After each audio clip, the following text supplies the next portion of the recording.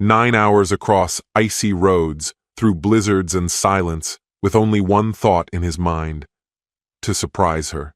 A cake, a dinner, warm words. She thought he was stuck at work, but he was on his way to her door, shivering from the cold, yet carrying love in his heart. Until he heard her laughter from behind the door. Until he heard his own name, and how it was crushed in a conversation with her sister. A wish that he'd crash and die. A new man who was better in every way, humiliating comparisons, and all of it, on the day he just wanted to hug her. Something inside him snapped. He didn't yell. He didn't cause a scene. He simply walked in, set the cake on the counter, and walked out. But the real nightmare began after that, when silence became a weapon, when truth became a virus spreading through the web, when masks didn't fall from anger, but under the weight of facts. Sometimes to destroy your enemy, you don't need to raise a hand. You just need to show others who they really are. Hello, my friend. I'm so glad you stopped by my channel. If you're here for the first time, don't forget to subscribe and share this video with your friends or family. It really helps my channel a lot. Please tell me in which city or country you watch this video. I value every one of your comments. So let's get started.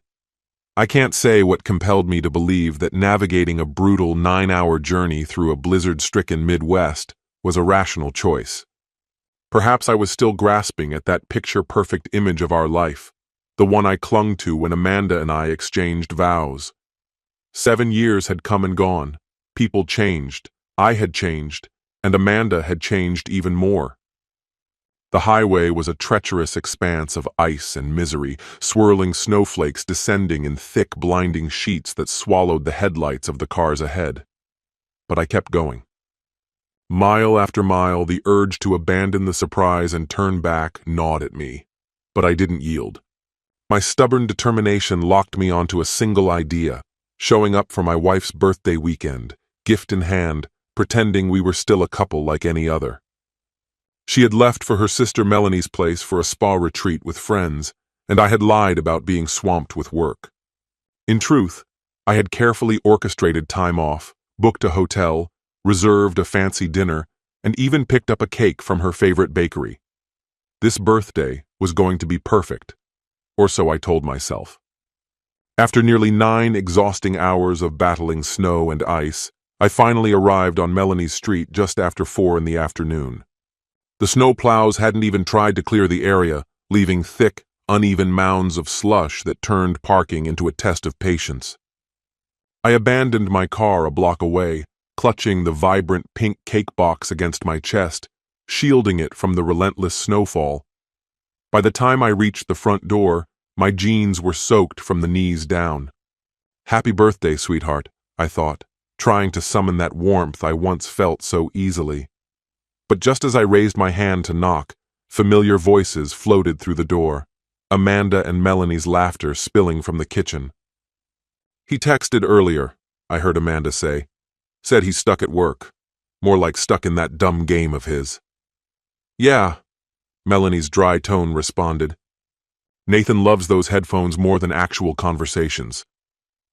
Their laughter wasn't the gentle teasing I remembered, but something sharper, almost mean. My name surfaced again, and I froze, my hand suspended just inches from the doorknob. Amanda's voice shifted, turning almost conspiratorial. I don't even care if he's bored. I wanted this weekend to myself. That man is driving me insane. If I have to hear his same 3 stories again, the camping trip, the fast food joke, I'll lose it. At least he's not here ruining your night, Melanie laughed. Roads are awful anyway. Amanda snorted.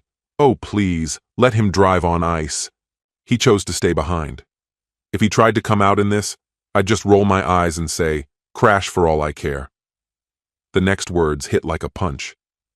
Honestly, I hope he crashes. Could use the insurance. For a moment, I thought I'd misheard. Who wishes that on their spouse? But then Melanie's muffled laughter confirmed it. Or at least a few months of peace. He's always talking your ear off, right? More laughter followed, cruel and genuine. My stomach twisted. The cake's weight in my arms seemed crushing. Then Amanda's voice took on a sly, eager tone again.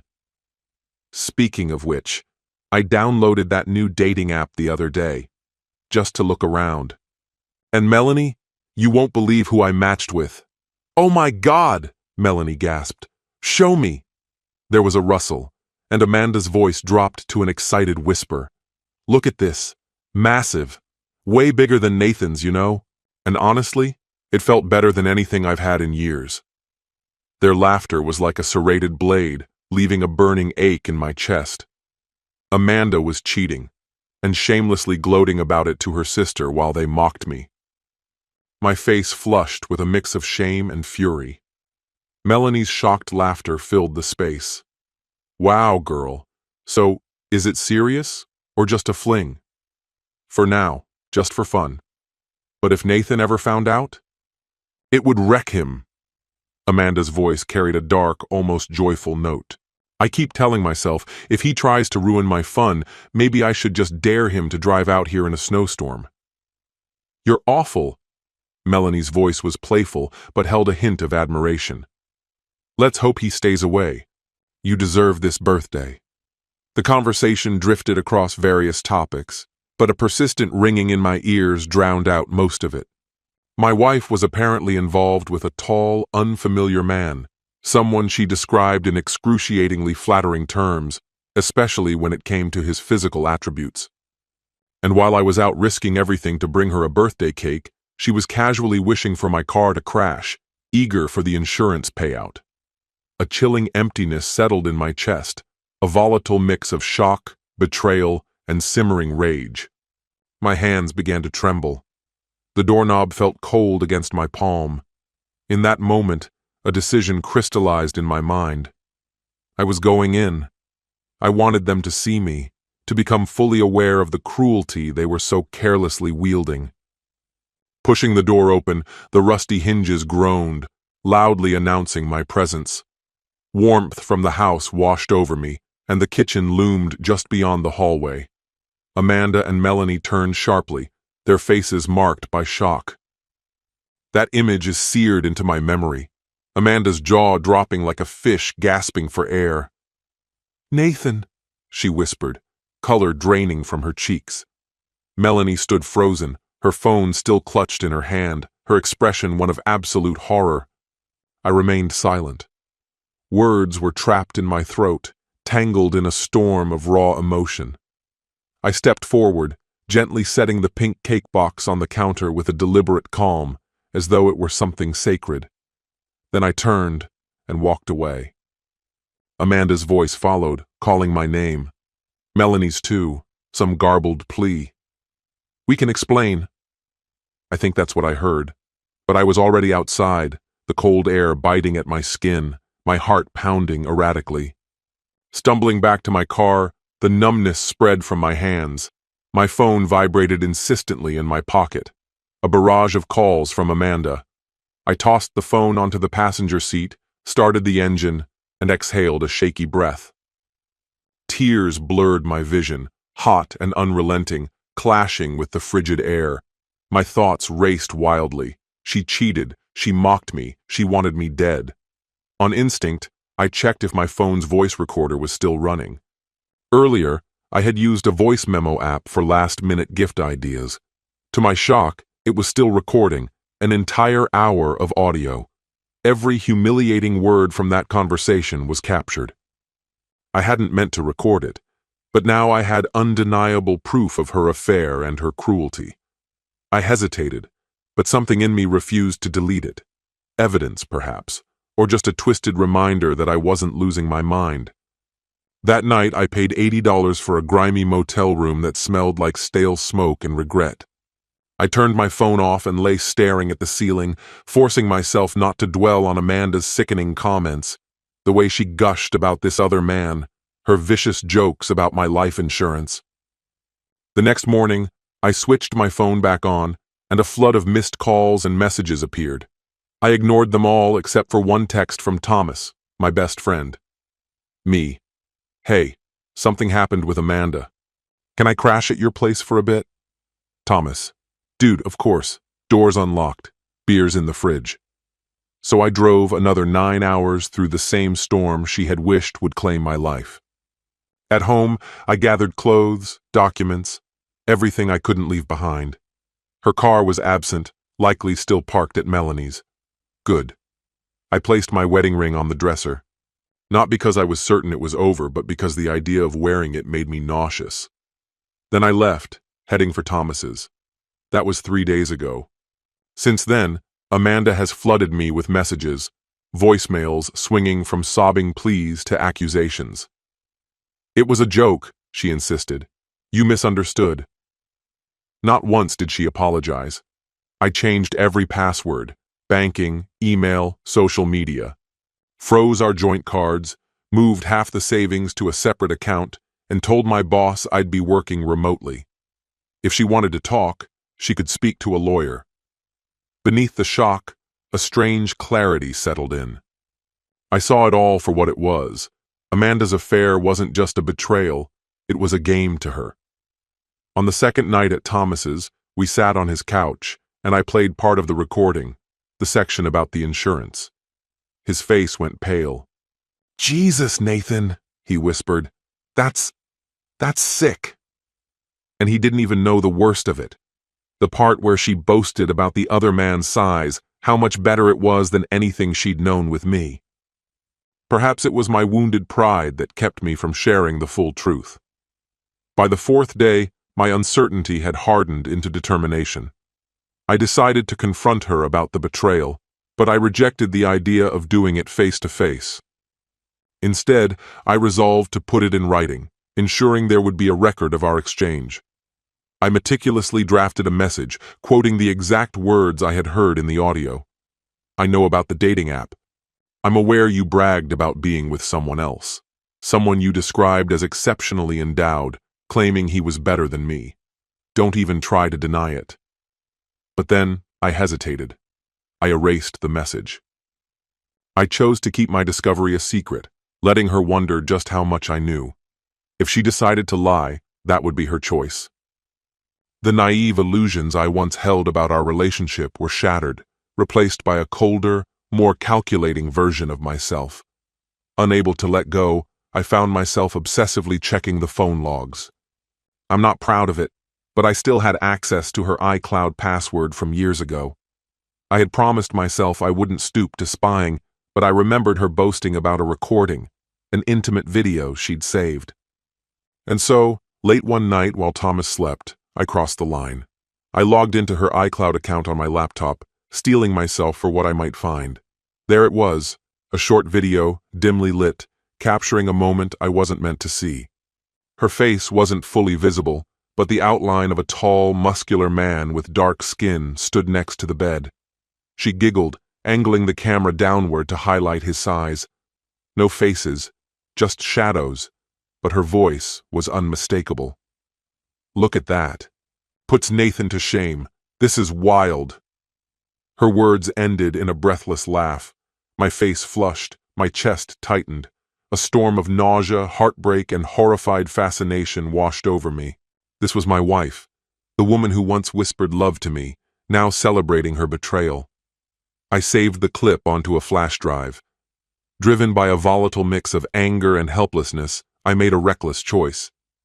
I didn't share the entire video, just a brief, incriminating segment.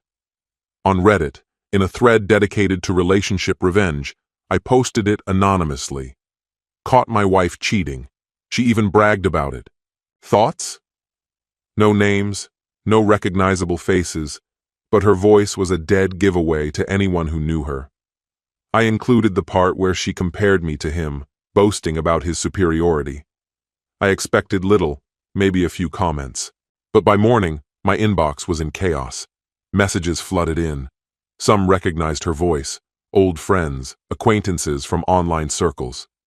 "Is that Amanda?" one asked. "Holy hell." Another condemned me. "You can't just share someone's private moments like that."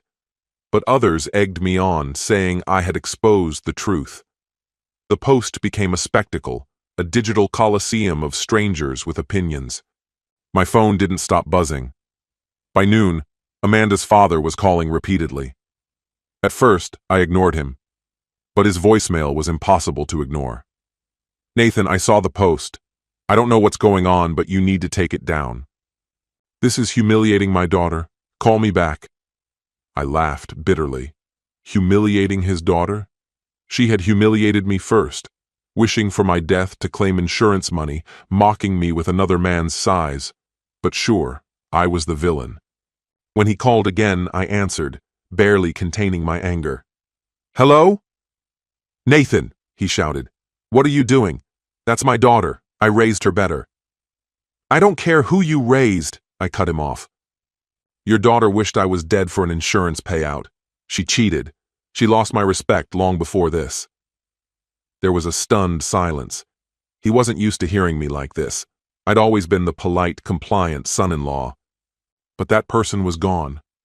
Finally, he sputtered, You have no proof. Take it down or you'll what? I shot back. Call the police? Go ahead. There are no identifying details. It could be anyone posting. Maybe it was the guy she was bragging about. I ended the call, my heart racing. I wasn't proud of the bitterness in my voice, but beneath the shame, there was a sharp, cold satisfaction. I had finally reached a breaking point with my efforts to be the nice guy. Throughout it all, I dismissed every plea from Amanda, who flooded my inbox with messages on every platform imaginable, even resorting to sending an email to my work address. Her narrative painted herself as the victim, insisting it was a drunken mistake, that the dating app was just a bit of fun, and that her demeaning comments about my small package were merely an attempt to impress Melanie. Yet, at no point did she offer a sincere apology. The words, I'm sorry for what I did, or I regret humiliating you, never crossed her lips. Instead, the tone of her messages shifted dramatically, from self-defense to outright fury. One message stood out. I know you posted that video. It has to be you. She demanded to know how I could humiliate her like that, accusing me of making her the focus of her friends' questions. Her father threatened legal action, and she was seething. Despite admitting to saying hurtful things, she condemned me for sharing the video, claiming I had crossed a line. To her, I was the villain. I stared at the screen, a bitter taste in my mouth. No right? She believed she had the right to hurl insults, yet I had no right to expose her behavior? I remained silent, choosing not to respond. That week, I scheduled a meeting with Milton, a financial advisor, hoping to make sense of the tangled mess of our finances. The situation was worse than I'd imagined. Amanda's debts were staggering, credit cards maxed out, inexplicable ATM withdrawals, and even a store card I had never seen. Whether she was funneling money to her new lover or indulging a shopping addiction was anyone's guess. As Milton scanned the bank statements, his voice was gentle. Are you considering divorce? I don't know, I admitted, feeling lost. But the house is in both our names. I need a plan. Milton's expression was one of sympathy. At the very least, we should freeze any new debt in your name. It's clear she can't be trusted. I nodded. Let's do it. By the second week, I had effectively shut Amanda out of my life. But then Melanie cornered me in the grocery store. I was standing by the frozen pizzas, lost in thought, when she approached. Nathan, she murmured, her voice tentative. I turned to see her clutching a shopping basket, anxiety clear in her eyes. Amanda's a mess, she began. She's at home, falling apart. You can't just shut her out, she pleaded. She told me about the video and your bank issues. It was all a misunderstanding. Sure, she said some awful things, but she didn't mean them. My patience snapped. Didn't mean them? She said I had a small dick, bragged about finding someone better on a dating app, and even joked about collecting insurance if I crashed. That's not a misunderstanding, Melanie. That's betrayal. Melanie's face reddened. I just think you should talk to her. This is spiraling. People are talking. Her father already called, I growled. He can keep barking. And if she's upset about the video, she earned it. I grabbed a pizza and turned to leave, ignoring Melanie's desperate, wait! I was done. The following week, matters escalated. I changed the locks on the house, not out of spite, but to protect my property. While I was working remotely from Thomas's dining table, the doorbell rang. Thomas answered, but moments later he reappeared, pale. "She's here," he whispered, "crying and demanding to talk to you." I felt a twist in my gut. I was exhausted, tired of hiding in my own life. Taking a deep breath, I walked into the hallway. Amanda stood there, disheveled, mascara smeared, eyes red from crying. "Nathan," she sobbed, "why won't you talk to me? You froze everything, changed the locks. This is my house too. You can't just—" "I can, and I did," I interrupted, crossing my arms. "I pay half the mortgage. I have every right to protect it, from you and whoever your new boyfriend is. Or is it boyfriends? I've lost track." Her face twisted between rage and heartbreak. "That's not fair, you bastard. We're married. You can't keep me locked out." "I was lonely. I made a stupid mistake. I've told you 100 times it was a joke gone wrong." "A joke?" I scoffed, bitterness lacing my voice. "No, you're not lying your way out of this. I heard every word." A cold smile tugged at my lips. "Remember that little confession of yours to Melanie? Or did you forget bragging about that impressive Johnson of yours?" Her face went pale, shock freezing her expression. You spied on me? Are you serious?" she stammered, anger flaring in her eyes. "Surprised? I'd say it's a fair response to finding out you downloaded a dating app while we were still married." Her reaction was immediate, a furious scream, and she lunged forward, her palms striking against my chest. I staggered back a step, Thomas moving reflexively to intervene, but I signaled him to stay back. Her finger jabbed toward my face. "You'll regret posting that video. My father's already talking to his lawyers." "That was private." I met her gaze, unflinching. "I have no regrets. Go ahead, drag me to court. Let's see how your pristine father handles it when the rest of your secrets come out. And how do you think your tall new friend will react when everything's out in the open?" Her lips quivered. "Don't you dare bring him into this. It was a mistake. Just one time. Maybe you shouldn't have bragged to your sister about how he's so much better in bed," I fired back, my voice cold. "You humiliated me in front of your entire family, wished I'd die for the insurance money, and now you want to talk about privacy?" Her face twisted with fury. "I never meant that. You're twisting everything. I was venting. I was drunk. Nathan, you never even noticed me, always off in your own little world." "Unbelievable," I muttered. "And you didn't seem drunk in that video. Looked like you were having the time of your life with your new fling." She launched herself at me again, fists clenched, tears streaming down her cheeks. "This is my house too. You can't just shut me out of my life." I caught her wrists, my grip firm but not cruel. My voice turned to ice. "I know about your friend from the app. I know about the texts, the secret videos. I know what you told Melanie, how it was amazing. And you think I'd ever let you back in after all that?" A choked sob escaped her. "You bastard. I was just lonely. Yes, I said things I shouldn't have. But you posting that clip? Everyone thinks I'm some whore. Do you even understand how humiliating that is?" "Humiliation? Try having your wife mock you to her sister," I shot back, barely keeping my voice steady. "Now get out of Thomas's house before I call the cops." Her glare was a storm of heartbreak and rage, but finally, she spun on her heel, marching out, her furious screams echoing down the driveway. I listened to the crunch of slush beneath her tires as she sped away, and then silence. Thomas stepped up beside me, releasing a slow breath. Man, that was brutal. I stared at the door, my hands still trembling. I had never spoken to her like that before. Part of me was horrified by how easily the words had come. Another part felt a dark, bitter satisfaction. She started this war. I was just making sure I finished it. That night, As I scrolled through the barrage of anonymous messages online, one comment caught my eye and froze my blood. Someone claiming to know her circle had posted, "I recognize that voice in the cheating clip. Everyone's freaking out, but no one knows who leaked it. Some even think it was the new boyfriend, out of jealousy." A sharp, humorless laugh escaped me. They think it was the tall, dark stranger? Perfect. Let them hunt their own shadows. The comment section was a frenzy. Some condemning me for sharing private footage, others praising me for exposing a cheater. I couldn't stop reading. Angry texts flooded in too, no doubt from her friends. I ignored them all. If they wanted a villain, I'd play the part. At least then I'd control the narrative.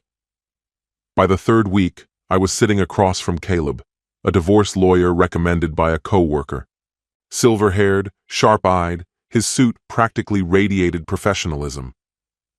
"So, is there a prenuptial agreement in place?" he asked, scanning the documents I'd brought. "No prenup," I admitted. "We married young. Didn't think we needed one." Caleb gave a measured nod.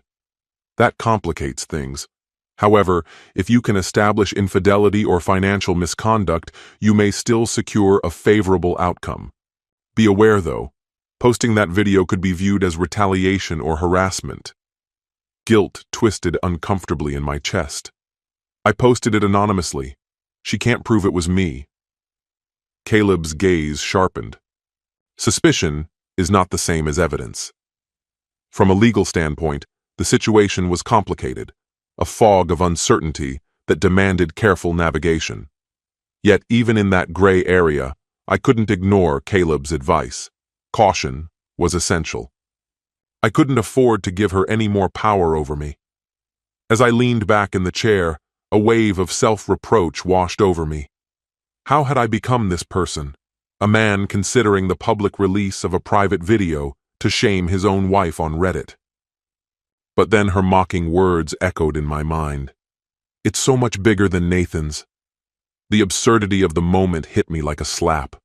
Shame gave way to a cold, determined anger. I steadied myself and met Caleb's gaze. "We proceed," I stated firmly. "I want to sever any financial ties with her. Let her manage her own debts," I declared.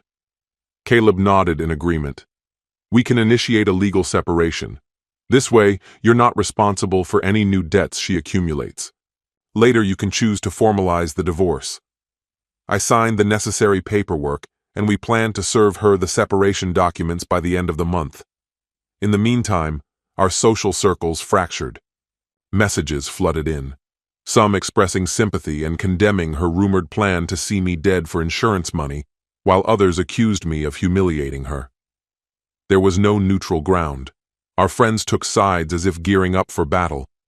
Yet, amidst the chaos, a message arrived from one of her friends, Jill, offering an unexpected sense of validation. "Nathan, I know it's not my place, but I'm sorry. Amanda has always had a cruel streak." Her words were a strange comfort, proof that someone else saw the person I'd been dealing with. For years, I'd brushed off Amanda's cruel remarks as her dark sense of humor. Now I saw them for what they were. 4 weeks after that disastrous night, rumors began to spread.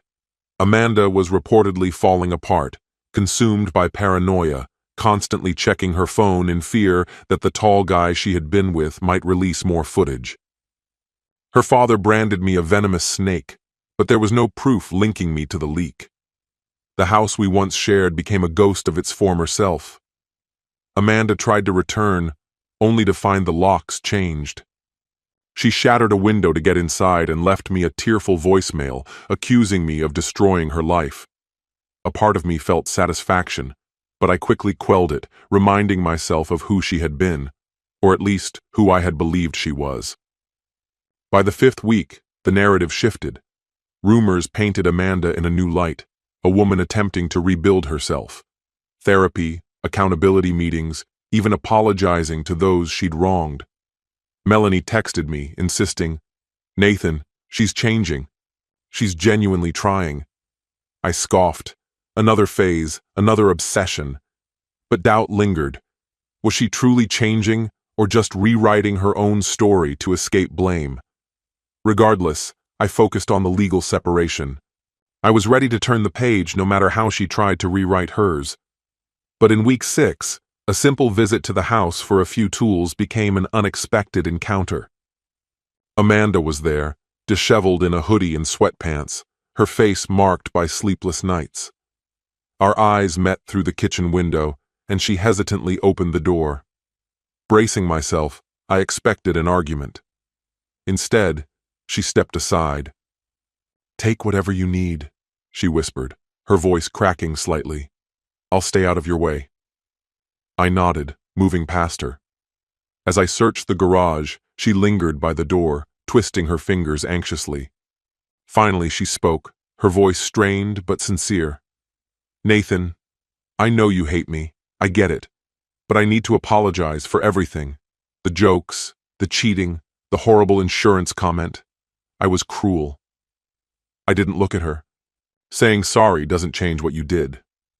Her breath caught. "I know, but I'm trying to be better. If you want proof, I have therapy logs, but that's not the point. I just needed you to hear this." I turned, really seeing her for the first time in weeks. Her once polished image was gone. She looked thin, exhausted, raw. And for a fleeting moment, I saw the woman I had once loved, vulnerable, desperate to make amends. But then the memory of her mocking laughter returned, and with it, a wall of cold resolve. "You've said your piece," I replied, turning away. "I'm leaving." "Nathan, please." I didn't press further. I turned and walked away, accepting that I had changed. Whether or not she could forgive me was beyond my control.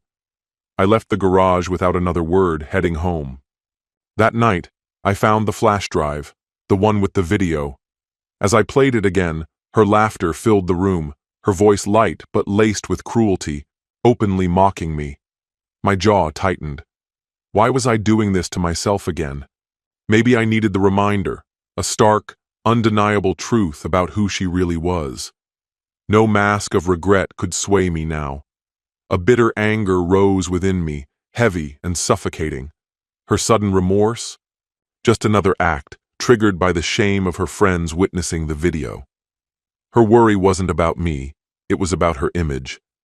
The righteous anger I had been nursing for weeks felt even more oppressive now. Reconciliation was no longer an option. A few days later, an unexpected message arrived from Jill, an old friend of Amanda's who had once seemed sympathetic.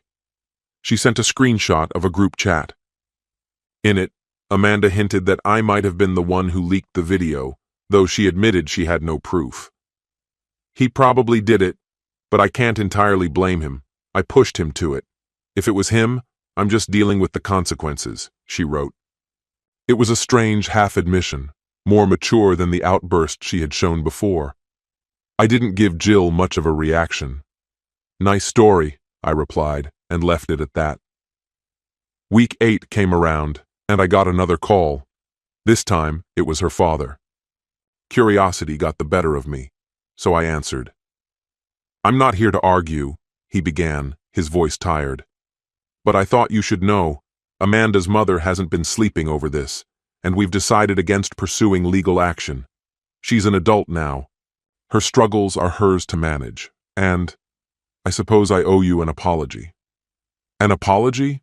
I repeated, almost dropping the phone. "You were right about one thing. She made a terrible mistake. I still disagree with the video being leaked, but I've come to understand just how poorly she treated you. Whether she's changed or not, I can't say, but she is making an effort." "If she wants to talk," I replied, weariness settling in, "she can go through my lawyer. I have a meeting next week to finalize the divorce." A pause, then a sigh. "I understand. I hoped. Never mind. Good luck, Nathan." I ended the call. No sense of triumph washed over me, just a hollow ache. By week 9, the divorce papers were ready. I had them sent to her home, not her workplace. I wasn't that cruel. Barely an hour later, my phone buzzed with her number. I didn't pick up, but she left a voicemail. "Nathan, I got the papers. If this is what you want, I won't fight it. I'll sign. But, can we talk?" Just one more time. We owe each other that much honesty. After some hesitation, I agreed. We set a time to meet at the house. I arrived around noon. She opened the door with a hardened look, no smile, no warmth. "Feeling proud of yourself?" she snapped. "You recorded yourself boasting about cheating," I responded, stepping inside. The house felt empty, boxes stacked up, the big TV gone. Something felt off. "You humiliated me," she shot back.